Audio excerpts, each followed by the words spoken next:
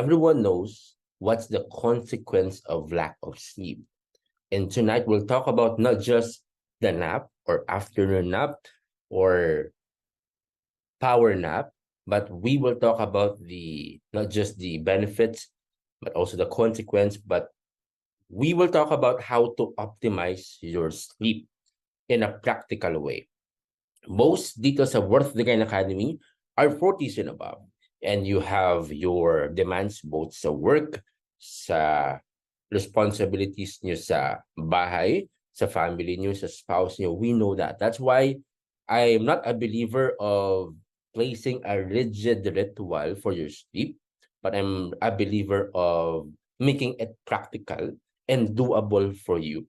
So welcome in our Saturday class, group accountability class dito sa Worth the Gain Academy. You are blessed to be part of this wonderful community. I believe that once you are part of Worth the Gain Academy, you have this mindset. The mindset is related to this mission natin, and we want to repeat it every time we have our masterclass. To empower the lives of 40s and above to be modern adults. Modern adults means you prioritize gaining muscles because once you have muscles, losing fat is not a problem. Once you have muscles, you live a life of independence. That's first. You're not dependent on wheelchair or tungkod, no? Or alalay from your apo. No, although your apo is maybe more than willing to help you, but we want to be independent because we are strong. Longevity means quality and quantity of life. Holistic health means normal yung waistline mo, yung triglyceride mo is normal, yung blood pressure mo is normal, yung blood sugar level mo is normal. That's what you call modern adult. Now, siesta. Is it okay to nap in the afternoon? I will ask you now, what do you think? Is it okay nga ba mag-siesta sa hapon? Let me know from the comment section below. If you're watching sa exclusive group natin sa Worth the Gain Academy or here sa Zoom, let me read it now. Is it okay to nap in the afternoon? Yes or no? Wala pong maling sagot. I just want to check po kamusta po yung how you see siesta. Okay? Place it sa comment section. Okay. There you go. Ayun. Okay. There you go. Okay, may mga nag-respond, no? Ayun, yes, yes. Yes, there you go. Okay. Sabi dito ni Ma'am Emery, yes, it's okay. Yeah, 10-minute nap. Yes. Ma'am Glenda says yes. Si Coach Kenneth, no? Sabi niya yes din. Nice one. Depende po kapag nasa work. Okay, sabi din ni Coach Reg. Yes, sabi to ni Ma'am Virginia, Ma'am Vanny, and Boji Pascual. Why not? Yes. Yeah, I like the audacity and the confidence. So. And then si Coach Christina, power nap, yes. At saka si Coach Malu, yes din daw. Sabi ng friend ko na yung nap niya in the afternoon, mga 1 hour, no? Sobra. So tawag doon hindi power nap. Powerful nap daw yung tawag doon. So, yes, no? Naalala ko, I was introduced first sa siesta when I was working as a teacher. Kasi that time, in the afternoon, after lunch, sobrang groggy yung energy, very low. I first experienced it when I was in OJT. Kasi nag-teach ako on-the-job training as a teacher. Tapos mga around 1 or 2, sobrang sobrang pagod mentally. Tapos sabi niya okay lang mag-siesta kasi sabi ng mga Spanish na mga sumakop sa atin, no? Many years ago, many years ago, nagsi-siesta sila para ma-replenish yung energy nila. So interesting. But we will have muna this trivia. What animal sleeps the most? Okay, let me know from the comment section below. Ano kaya yung animal that sleeps the most? Konting trivia muna. Anong animal yung Okay. Pinaka matagal matulog. Yeah.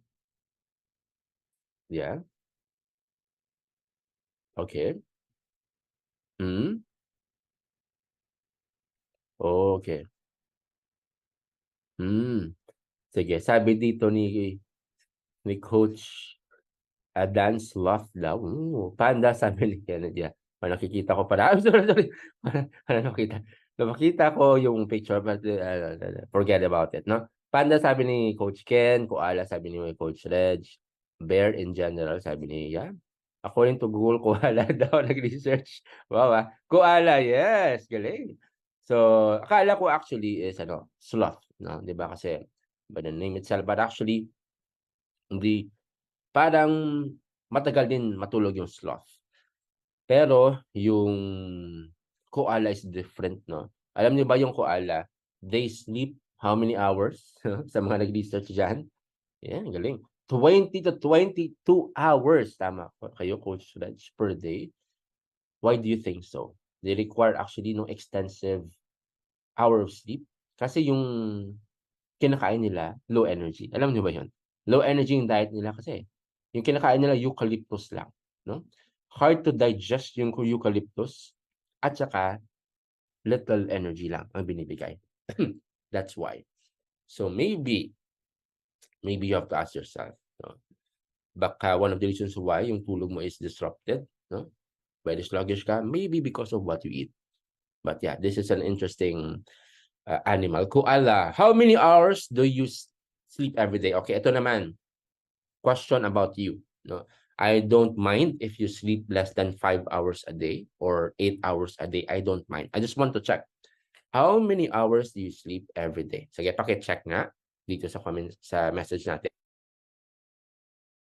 How many hours do you sleep every day? Sabi din ni Coach, 6 hours. Yan.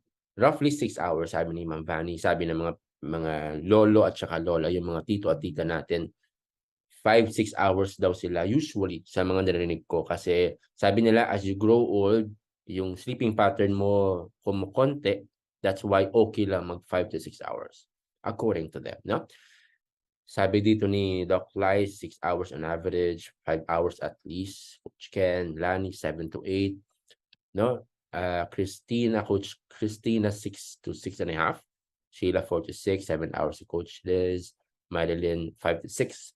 Si Glenda, 4 to 5 hours. Oh, interesting. So, on average, siguro, we can say around, let's say 6 hours, no? Given sa mga responses niya, no? Okay, interesting.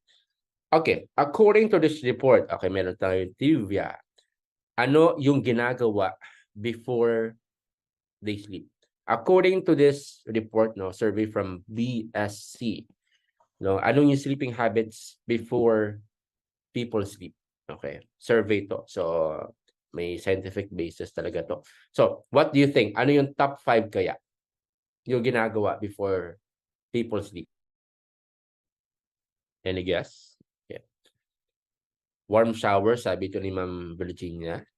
According sa survey na to, what do you think? Yung usual na ginagawa ng tao before they sleep. What do you think? Yes. Hello, Ma'am Jen. Good evening po sa inyo.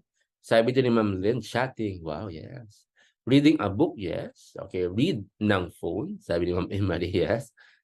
And we watch YouTube. Yeah. Sabi ng isang tita ko, yung pampatulog niya daw cellphone. And that's why, if tanungin ko siya, bakit tita yung cellphone mo, iba-iba yung casing niya? Sabi niya sa akin, kasi parati nalalag yung phone ko, nasisira. Kasi yung natutulog siya, nagwa-watch siya ng YouTube, tapos nalalaglag na umagahan, no? Watching Netflix, sa Doc Lai, yes. Yeah. Well, yeah. According sa report na to, yung top 1 daw, alam niyo ba, smartphone, no?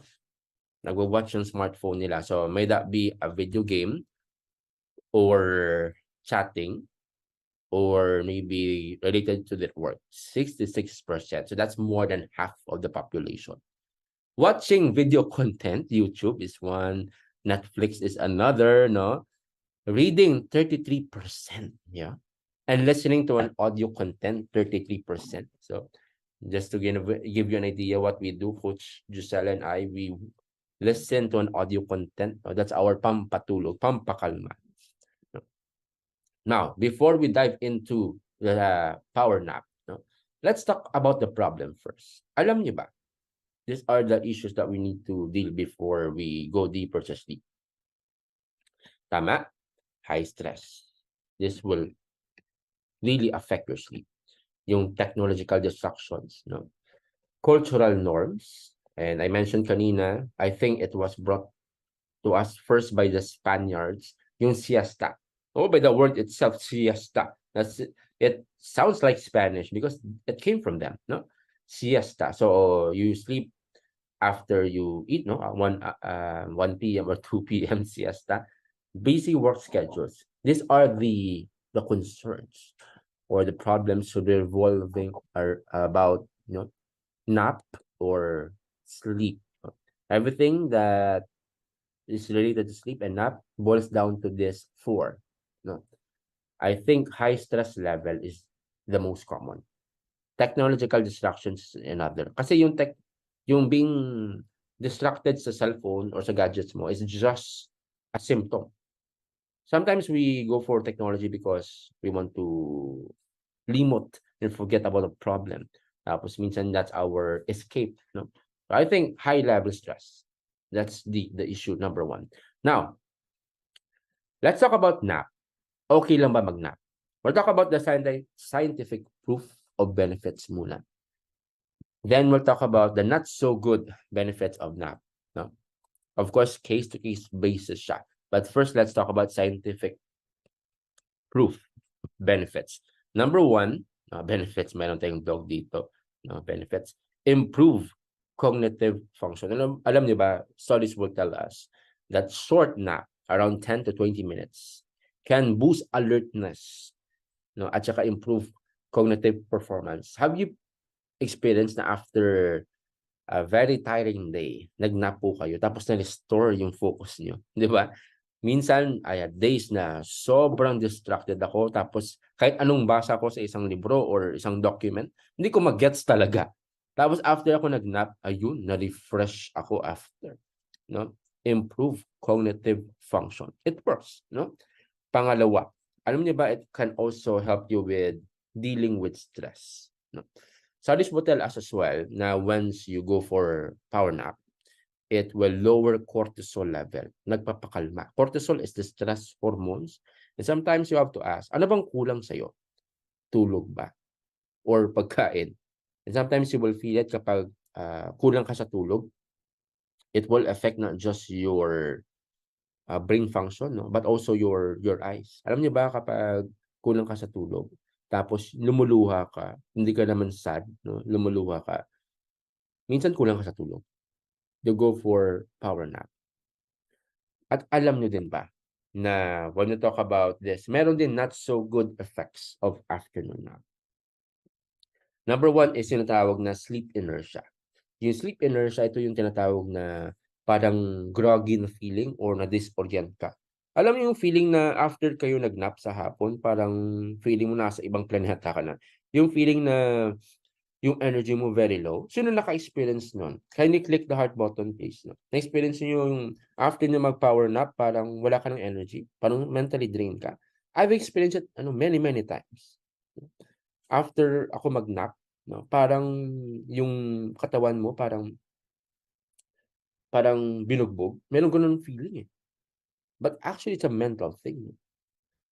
Sino nakaka-relate dyan? Heart button naman dyan. Yes, si Coach Riz nakaka-relate. Okay, sino pa kaya? Ayun, may nakita tayo dito. Yes. Yes. Akala ko ako lang. Marami din pala. Yung tinatawag na sleep inertia. If you nap for too long, yun. That's why we don't call it power nap. It's called powerful nap. But it's more than 1 hour. Generally speaking, when we talk about power nap, it should be around 10 to 20 minutes lang. If it's more than that, it's not good. Sleep inertia. And it will disrupt your sleeping pattern, actually. Pangalawa, excuse me, nighttime sleep disruption. Alam niyo ba, kapag long or late yung nap nyo, it can interfere with your nighttime sleeping pattern. Let's say, natutulog ka at 9 p.m. or 10 p.m. tapos nag-nap ka around 5 p.m. What will happen? I'm sure na-experience yun din yan. No, kapag too late na at saka tulong yung nap, it will disrupt your pattern. Yung katawan natin loves pattern. Gusto ng katawan natin merong sinusunod na habit and pattern. And that's why hindi tayo nahihirapan mag-toothbrush, no? At actually, hindi na tayo kailangan i-remind, no, when to toothbrush kasi naging automatic siya. Pattern. We love pattern. So kapag paiba-iba yung rhythm nyo sa pagtulog, it will disrupt your sleep, no? Ito naman yung situations, no, where it's not okay to nap. Bigyan ko kayo ng situation, no. Number one, of course, if it's late in the day. No, if it's close to bedtime, no, it can disrupt your sleep. So, if you were to nap, of course, you have to listen to your body, tama? And of course, you have to check then yung schedule. No? If it's around 1 p.m. or 2 p.m. and if you feel there's a need for nap, go for it by all means. No? Okay lang po iyon. No? Don't feel bad if nagnanap po kayo. I'm not the one who will condemn, will say bad things na nagnanap kayo. No. I think it's a thing of those who are hardworking and those who are in the work na kinakailangan talaga ng mental energy, no? It is helpful to go for nap. But if you have to make sure din na schedule mo siya. Tama? Of course, may tinatawag tayo na after meals. Now, I've told you this many times, no, sa mga students natin dito and even sa mga live natin. One of the worst things you can do to your body is to sleep or to sit down after your meals. That's a recipe for gaining fat. Kasi once you sit, you're preparing your body not to burn calories, but to store calories. And also, if you lie down, it's also a recipe for indigestion. Yung katawan natin, once we eat something, dapat pupunta siya sa dapat na kinalalagyan for digestion. Large, small intestine. No? May mga natural flow ng pagkain po dapat. That should be on the usual na flow kapag tumatayo ka. Now, kapag natutulog ka or umuupo ka, nadidisrupt po yung natural flow ng pagkain pababa. And that's why it's a concern din sa mga may GERD. No? If you have GERD, you have to look at your pattern after your meals. Kasi related yung GERD again for indigestion. So check mo. One of the worst thing you can do to your body is to sleep after your meals. No. You have to go against the natural inclination of your body to sleep, after your meals. You have to walk around, and go for a walking, sa bahay nyo lang if you have your smartwatch, track mo yung walking mo after your meals, Of course, for long duration, I mentioned this kanina, napping for more than 30 minutes, actually to 1 hour, can lead to sleep inertia. Yung sinabi ko kanina, yung sleep inertia, yung tinatawag na grogginess. Yung feeling mo na mentally drained ka after you sleep, after you go for powerful nap, yun po yun. No? So, iwasan po natin iyon. Now, let's talk naman yung mga situations where it's okay this time to nap. No? Okay to nap. Okay, of course, number one, if it's short duration, 10 to 20 minutes lang. No? That's power nap. And if it will lead you to restore your mental clarity, you have to listen to your body. May mga days na grabing pilit mo sa katawan mo, ayaw talaga mag-function. So I think it's not wise to force your body to perform. Sometimes yung productivity mo will be multiplied after you go for power nap. No? But you have to schedule it again. So ito, may tinatawag tayo dito na post-heavy mental workload. Kasi may mga work na grabe yung demand physically at saka mentally. No? And once you do power nap, ma-refresh siya, tapos magagawa mo yung dapat mong gawin. No? I like it. May mga days na sobra yung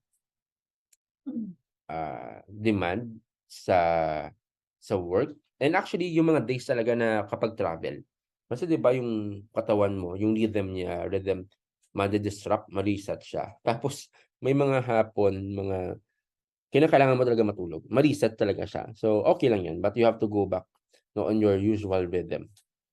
Tama ba? Okay. And then let's talk about the best tips for quality sleep. Best tips for quality sleep. Now, regular sleeping pattern, no, this is I'm a believer of waking up without an alarm clock kasi there's a rhythm. Okay, you sleep and wake up at the same time. How refreshing it is to wake up without clicking the snooze button. Tama, di ba? Kapag hindi mo click yung snooze button, ay naku, ang sarap sa feeling. Kasi may rhythm na fina-follow. Alam niyo ba nung nag-freelance ako sa work ko, kasi all my life, from elementary, mostly to college, gumigising ako at 6. Kasi 'di ba you have to go sa school at 8. So 1 hour prepare, 1 hour travel. So naging rhythm siya. So most of the time, I wake up without an assistance of alarm clock. Now, yung freelance came. So nagfi-freelance ako, of course, yung time mo hindi na siya dictated by 6 or 7 or 8 a.m. You can wake up whenever you want as long as you finish the project, no? So na yun, na-disrupt na yung sleep ko. And the first year siguro without alarm clock, I'm okay. Up until naging habit yung pag-wake up ng late, pag-sleep ng late. No? So hindi maganda. We have to stick to regular sleep schedule. Create a restful environment. I love this one. No? Keep your bedroom dark, wala pong lights. Kapag malapit po sa street light, yung bed nyo, you have to place a thick black curtain para po hindi mag-pass through yung lights. Also, you have to check yung tinatawag na quiet at saka cool na environment. 20 degrees Celsius, science will tell us yung ideal temperature for your body to relax. Now, it depends from case-to-case basis din. There are other people who can sleep if ganun kaginaw, no? But the key is to make it a heaven for rest. Make it a sanctuary, no? Sanctuary ba yung tinatawag na if you go step in sa bedroom mo, mafe-feel ng katawan, wow, this is the time to rest. Wala nang dapat na tinatawag na time to worry or time to work. It's a place to rest, no? Also, may mga ginagawa kami sa room namin like yung scented candle or humidifier, no? Yung binili namin last time na flavor, alam mo flavor tawag doon. Yung nilalagay na oil, scent, no? Bamboo. Basta bamboo. No? Peppermint, meron din peppermint. Naku, nakaka-relax, no? So you can do that as well. It depends on you. How can you create a restful environment? Make it do you, no? Make it uniquely you. Also, no blue light exposure 1 hour before you sleep. Again, I mentioned the moment you step outside under the sun, once your body is exposed to sunlight, that's where melatonin will spike. Melatonin is the sleep hormone telling your brain to sleep, no? The earlier you expose your body to sunlight, the earlier it will tell your brain to sleep. No? So, if you want to sleep early, you have to wake up early and expose yourself to sunlight. Now, kapag you expose your eyes sa blue lights from your gadgets, ano mangyayari? You're actually telling your brain that it's morning and it's time to work. No? So, don't make it a signal to your brain na kapag meron kang phone, it's morning. No. You have to turn off your gadgets, place it outside. And an hour before you sleep, no gadgets. And if there's television in your bedroom, I think that's a recipe for a disrupted sleep. Place it outside. Next, one space, one use. If you bring your laptop with you for work in the bedroom, you are designing your bedroom for work.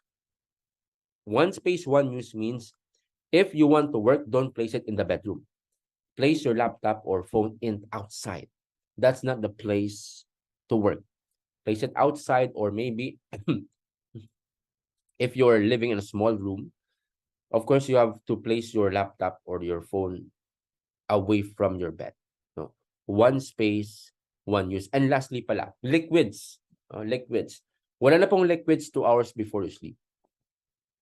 2 hours before you sleep, wala nang electrolyte drink, wala na pong liquids. Kasi if you drink a lot before you sleep, you know this, no? Magigising ka at the middle of the night. Pupunta ka sa CR, tama? Disrupted sleep. Mindful eating at saka drinking, ito pala, no? Avoid heavy meals, caffeine, no? At saka alcohol use, no? Alcohol close to bedtime. Caffeine is the hormone that will block yung tinatawag na sleep pressure sa brain mo. Medyo malalim po to, pero I will simplify it, no? Yung brain natin meron pong sleep pressure, no? Yung leptin, yung tinatawag na receptor dito sa brain natin na nabibuild up siya. Tapos kapag ma-build up siya, then that's where your body will tell you that you need to sleep. Now, that's receptor yung nag-receive ng ganoon na spot sa brain mo, binoblock siya ng caffeine. No, kapag block siya, yung sleep pressure won't build up. Malilate ka din mag-sleep, no? So meaning to say, to simplify it, if you were to drink your kape, you have to place it, yung last mo should be 12 noon. That should be the latest, no, pinaka-late. Kasi the caffeine will be in your bloodstream 7 hours in your bloodstream, no? So after 7 hours, nasa bloodstream mo pa yung 50% pa lang yung napalabas after 7 hours for caffeine. So you have to regulate your caffeine. Very important po yan. No heavy meals kasi when you're about to sleep, you are preparing your body not to burn calories but to sleep and not to use calories. Tama? So if you were to eat heavy meals, place it in the first meal para you can use it all throughout the day. Kapag matutulog ka na, of course, you will sleep, you won't burn and use calories. So that's a recipe for gaining fat. Tama? Last but not the least, relaxation ritual, it depends on you. May mga practice po that will help you relax. Some people would go for breathing, heavy breathing, stretching before to bed. For us, just my wife and I, we go for prayer. We go for our gratefulness routine. Ginagawa namin, nagsishare kami ng 3 bagay that we're grateful for before we sleep. What are grateful for? 3 things. Kasi we want to end the day, feel grateful, at saka relax. So, 3 things that you're grateful for. Also, audio. We listen to preachings or scriptures before we sleep kasi nagpapakalma siya sa amin. The goal is kapag kalma ka, yung blood pressure mo is normal, your thoughts are not running, no, sa mga all over the place, kalma ka, that's a recipe for good sleep. How about you? I'll leave that to you kasi iba-iba yung situation natin. And I can't force that to you. Yung what works for me may not work for you. Tama? So, this one, I like to end with this one. Si Matthew Walker is a sleep expert. He taught in Harvard and he has this book, Why We Sleep. So, most of my resources about sleep, I got it from him. Sabi na dito, you cannot accumulate debt and then think you can pay it off a later point in time. Sleep in terms of this cognitive processes is an all or nothing event. If you don't snooze, you lose. In short, kapag kulang ka sa tulog sa Monday, don't think na mababayaran mo siya sa weekend. No, there's no such thing as utang sa sleep. You have to establish is 7 to 8 hours, according to him, daily. Kasi once you snooze it, once you create the snooze, you lose it. Tama sabi niya. So, don't think that you can pay it. Wala makaka-compensate sa lack of sleep. Only sleep. Group discussion, we have 3 questions. Coach Daniel, I think, is present with us. Coach Daniel will help us with breakout rooms. Tatlong tanong. Yep. My encouragement for you again is to turn on your videos, make friends, at saka again, there's no such thing as mas okay yung tulog ko sa'yo kasi we are all adjusting. Even coaches are adjusting as well. So okay lang. Be honest because we want the best for everybody. What's the last thing you do before going to bed? That's the first question. Do you think technology affects your sleep quality? No? How do you manage it? So it depends on you. No?